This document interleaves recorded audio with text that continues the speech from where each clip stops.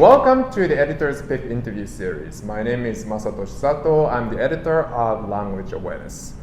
This is an interview series with the authors of the papers that I chose. In every issue of the journal, I pick papers with theoretical rigor and methodological rigor and pedagogical relevance. And for the volume 33, issue 3, the third issue of 2024, I chose the study by Professor Pavel Trofimovich from Concordia University and his colleagues. And today, we have Nina Lei, who is PhD student of Professor Trofimovich, and welcome to the interview. Thank you. Hello, Professor Sato. Hello. I'm so happy, and thank you for having me on this series. Thank you very much for setting up this beautiful interview. And so the study was called What Do Students in Human Resource Management Know About Accent Bias? And the first question I have is that this study is a bit unique because of the participants, because second language researchers usually investigate second language learners or second language teachers related to second language learning. But in this study, you interviewed human resources students from a university in Montreal and from a university in Calgary, right? Exactly, Okay. yes. Can you explain why you chose this group of participants and your personal motivation too as well? Yeah, sure. So many people who speak a second language, like immigrants, usually face unfair treatments just because of the way they speak, especially at work. So this is why we wanted to see future HR professionals, how they think about these issues, and if they understand accent bias or what an accent is, right? So that really the goal, the overarching objective of this study. So then we interview 14 students, HR students, from Montreal University and Calgary universities, and we found that they have a pretty good hold of what accent bias is. So I'm very happy to share with you more about that today. Excellent. So these HR students, right, will become HR personnel in the future, who may actually cause some kind of consequences on people's lives, especially second language learners' lives. What kinds of consequences can there be? So if we go back to research on biases, because these people are judging other people's, for very important decisions, of their jobs and their promotions, and we've witnessed bias on race and bias on gender and bias on ethnicities, and HR programs are teaching students to be aware of these types of biases. However, accent bias is non-existent in these programs. But even though accent bias is less obvious than the other types of bias that I just mentioned, accent is one of the first, if not the first indicators for people to gauge other people's background or even of ways of doing things.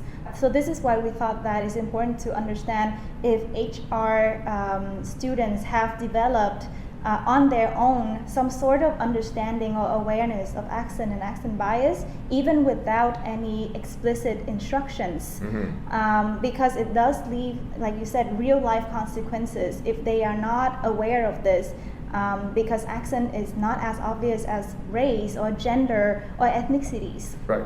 And research has shown that accents can send messages to listeners in terms of their even personality trait or trustworthiness. So Exactly. only because of the accent, people can be judged Exactly. for who they are. Exactly. Education, trustworthiness, personality traits, and etc. Absolutely. And in the general public, people as young as 5 years old, they already could pick up accents, and they use accent as a cue to decide if this person is in my group or outside of my group. So yeah, it speaks volume if we don't understand accent bias. And so accents can prevent people from obtaining what they want professionally as well, and HR personnel can make that kind of decision too. And that is the case especially for immigrants, right? And you decided to focus on immigrants. Can you explain why? Yes, of course. Studies about immigrants and how they struggle or how they thrive in the new environments always interest me and my colleagues. But more on a serious note, we believe that the backbone of Canada's society and economy is immigrants. Immigrants have built this country and will continue to do so. So this is why we wanted to know how they are perceived when they look for jobs, especially in an environment where they are expected to speak another language other than their mother tongue. Right. So let's talk about the study itself a little bit. So you interviewed 14 students, HR students, who belong to University of Montreal and another university in Calgary. And you asked them about their understanding of accent biases. What were the main findings? Yes, so the major findings of our studies are pretty interesting. We found that HR students reported examples of experiencing and witnessing accent bias in three main areas. So their personal life, in professional settings, as well as in academic environments. And the overarching common point is that these examples of discrimination were not in the face, but they come through subtle acts known as microaggressions, such as small insults or very subtle behaviors that make other people feel undervalued. So these HR students showed, through the examples, they showed a good understanding of accent bias to actually pick out these examples to share with us.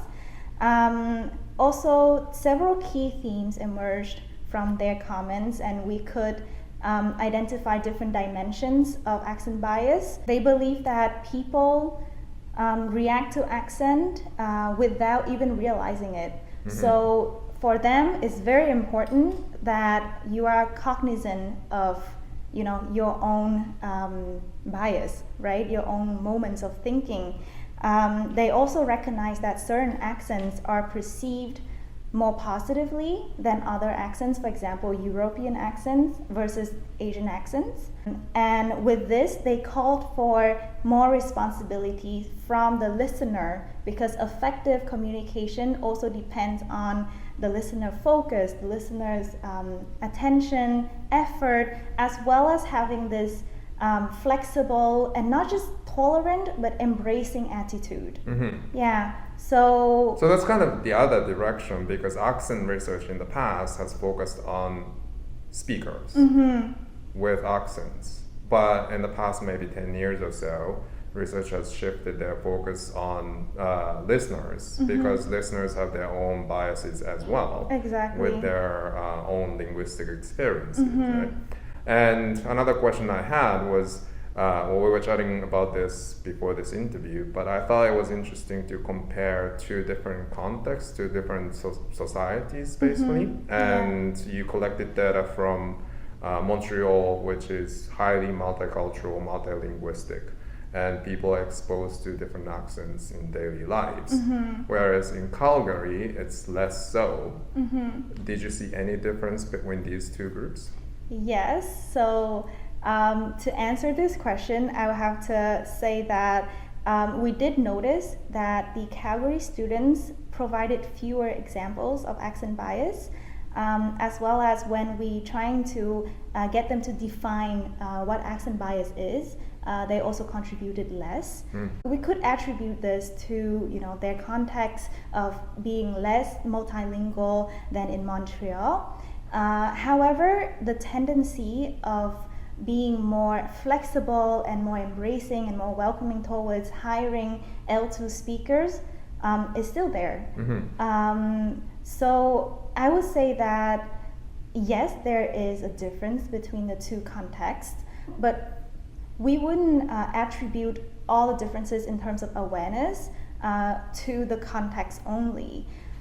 we're trying to look at it from the perspective of individual experience. For example, their social network, their language learning experience, or even just their own personality of enjoying or having interest in knowing different cultures or different languages in the world. And so it's not that they're living in a metropolitan like Vancouver or a small town near Quebec City. Accent bias awareness is likely to operate at the level of an individual speaker. Interesting. Sounds like a next project. Yes. Like trying to find out predictors of accent biases. Is it individual experience? Is it media exposure? Is it the society where they're situated in, etc. Exactly. So the individual differences of HR professionals or future HR professionals, right? Excellent. So the last question, one of the things I've been trying to do with the Journal of Language Awareness is to make connection between research and practice, research in real life. So can you talk a bit about how this study is related to real life context? Yes, that's a great question because I think the most important thing is application, right? Mm-hmm. Our study gives practical tips for teachers and students to apply in, even if it's ESL classroom or HR university curricula to better handle accent bias. So we thought that students could practice mock interviews with each other. Even though they are training to be HR professionals in the future, they should also be in the shoes of a job seeker, especially for to understand that interaction and the stress that they're going through in a job interviews. And encourage students to share their stories of language prejudice to understand the impact of language differences or accents. Another thing is that this could be applied in both ESL contexts or HR classroom. Teachers can create assignments that help students to reflect on their multiple identities, like their gender, their ethnicity, even their religion, to see how these multiple identities influence their reaction to different accents. And reflection usually get people thinking and be aware more of accent bias. Teacher can also encourage students to have more group projects, especially if they are teaching a diverse student body. So then students could be in groups with different members from different linguistic backgrounds and see how different accent comes in interactions. And finally, we have a suggestions for HR courses. Lesson could include topics on accents, so focusing on defining what accents are, their role in the society, the socially constructed accent hierarchy, as well as accent-based stereotypes. We hope that with this awareness in the course, it will help future HR professionals to understand better job seekers from a diverse linguistic backgrounds. Well, so this is one of the implicit bias issues, and to do anything with implicit biases, first step is to raise awareness, and all the activities you mentioned would definitely raise awareness of different stakeholders of this important step for anybody, which is to get a job. Exactly. And accents should be dealt with in both ESL and HR courses. Exactly. Sure. And I think this study sent a positive message. Like you said, a decade ago, we have witnessed, cases of L2 employees being refused at job interviews or even promotions.